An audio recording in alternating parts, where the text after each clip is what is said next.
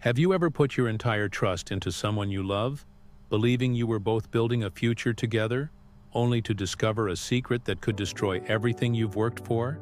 Meet Sarah and David, a young, hardworking couple dreaming of one simple thing: a home of their own. For years, they saved every penny, imagining the day they could finally stop paying high rent and start building a life.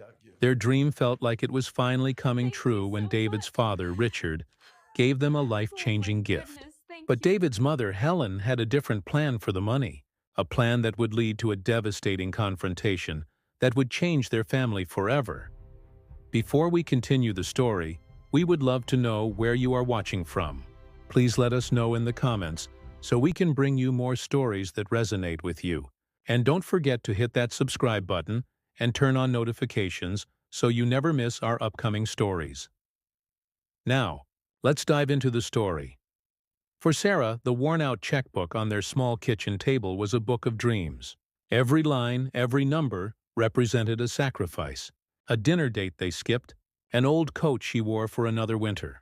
A second job David worked on weekends. All of it was for their house fund. They weren't asking for a mansion, just a small place with a little yard, a place to call their own. One Sunday afternoon during a family dinner, their dream took an unbelievable leap forward. David's father, Richard, a quiet, serious man who had built his own construction business from the ground up, slid a blue envelope across the table. Inside was a check. "For $50,000! Sarah gasped, her hands flying to her mouth. David was speechless, staring at the number. Richard cleared his throat. "It's for the down payment," he said, his voice firm but kind. "I'm proud of how hard you two have worked. It's time you had a foundation to build on. This money is for a house, and only for a house. Is that clear?" "Yes, Dad." "Absolutely." "Thank you," David said, his eyes shining with gratitude. Sarah hugged her father-in-law tightly, tears of joy streaming down her face. Across the table, David's mother, Helen, smiled, but her eyes held a different kind of light. Helen always believed her son was destined for more than just a simple, working life. She saw him as a brilliant mind, a visionary held back by caution. In the days that followed, Sarah was on cloud nine. She spent hours online, looking at listings, sending them to David, and talking excitedly about schools and neighborhoods. They were pre-approved for a loan. Their dream was finally within reach, but she noticed a shift in David. He seemed distant, always on his phone, having quiet, hurried conversations. When she asked who he was talking to, he would just say, "Oh, just Mom." One evening, David came to Sarah, looking nervous but excited. "Honey," he started, "Mom was telling me about an incredible opportunity. Her friend Susan is starting a new import business. They're bringing in some kind of exclusive health product from Brazil. The profit margins are huge. Mom says if we invest the $50,000 now, we could double it in 3 months. Maybe even triple it." Sarah's heart sank. "David, no. Your dad gave us that money for a house. He was so specific." I know," David said quickly. "But think about it, Sarah. If we double it, we could put down 100,000. We could get a much better house. This isn't spending the money, it's growing it. Mom says it's a sure thing." "There's no such thing as a sure thing, David," Sarah pleaded. "It feels wrong. It's your father's money, and we gave him our word." The argument went on for days. David was torn. But every day his mother Helen would call him, filling his head with visions of success. She would say things like, "Your father is too old-fashioned, David. He doesn't understand modern business. This is how wealth is built. You have to be bold. Don't let Sarah's fear hold you back." Helen made David feel like a powerful investor, a smart businessman. Sarah's caution felt like an anchor, while his mother's words felt like wings. Finally, David made a decision.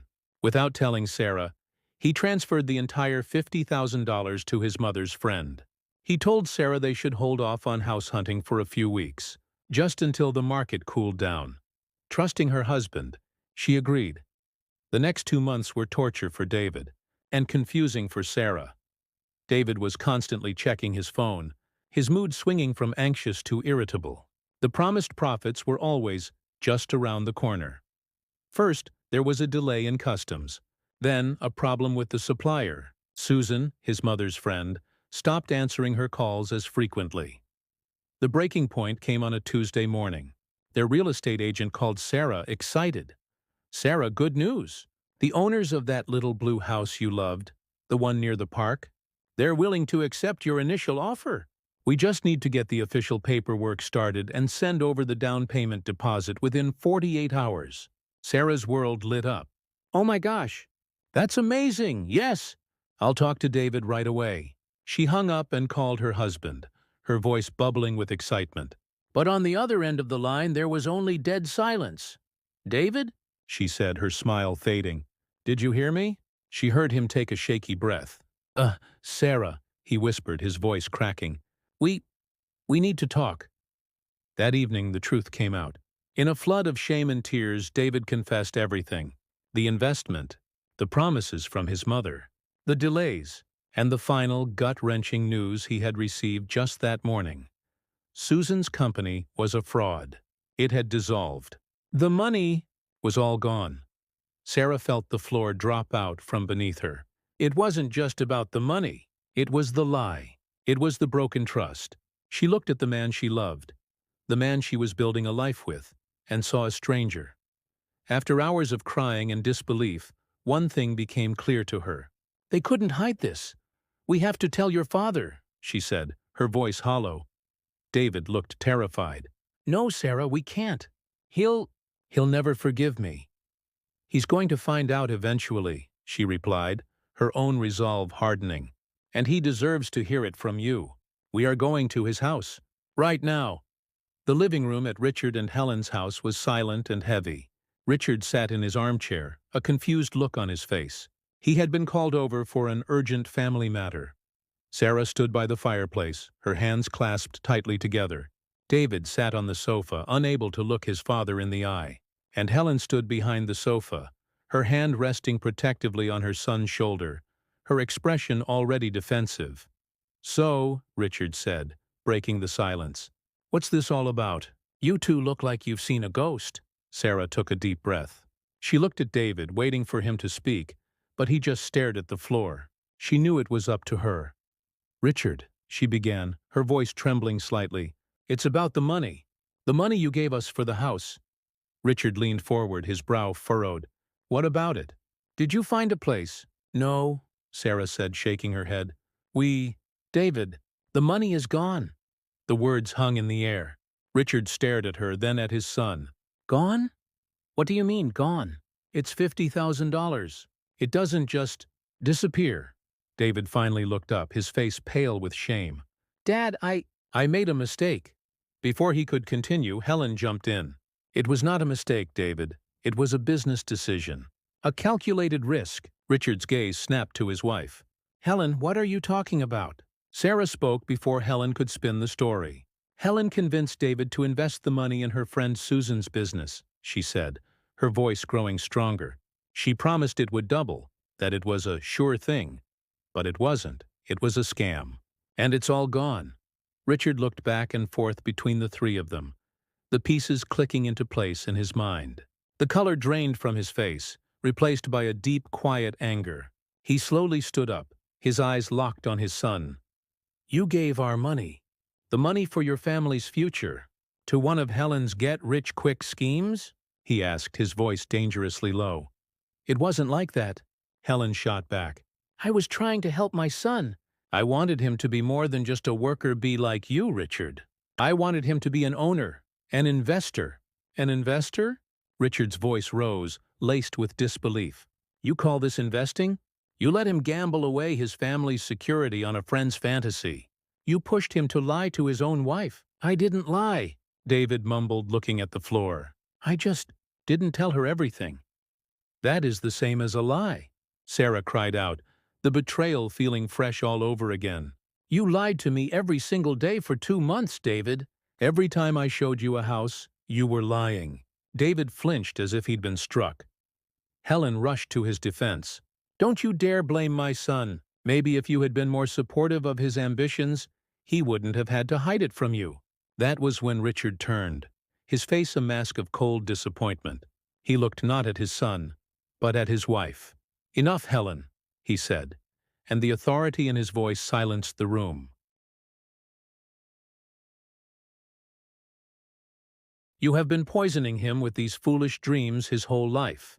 You coddle his weaknesses and call them strengths. This, this is the result." He then turned his gaze back to David. The anger was gone, replaced by something far worse. A profound and heavy sadness. "I gave you that money as a foundation," Richard said, his voice heavy with emotion. "A foundation is built on rock, on trust, on hard work, not on sand and secrets. You have not only lost the money, you have lost my trust." He walked over to his desk and took out a notepad.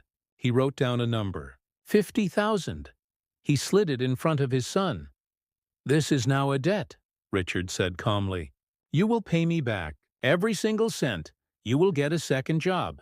You will sell whatever you need to sell. I will not see a penny of my retirement, and your mother will not give you a dime. You will do this on your own. You will learn what it means to take responsibility." David stared at the paper, his shoulders slumping in defeat. Richard looked at Sarah, and for the first time a hint of softness returned to his eyes. "Sarah," he said, "I am sorry for this. You did not deserve it." Then he turned and walked out of the room, leaving the shattered pieces of their dreams scattered on the floor. There was no magical, happy ending. David and Sarah didn't find another way to buy their dream house. They left his parents' home that night in almost complete silence, a huge chasm between them. David did what his father told him to do. He got a second job, working late nights as a delivery driver. He came home exhausted, the shame of his actions weighing on him every single day. Sarah continued to work, but the joy and lightness were gone from their home. It was filled with tension and unspoken resentment. It took months of counseling, and many long, difficult conversations, for them to even begin to rebuild their trust. The road ahead of them is long and hard. They are starting over, not from zero, but from a deep, painful negative. But in the process, David is finally learning the lesson his father wanted to teach him. That a future isn't built on risky schemes and easy money. It's built on honesty, hard work, and above all, on the trust of the people who love you.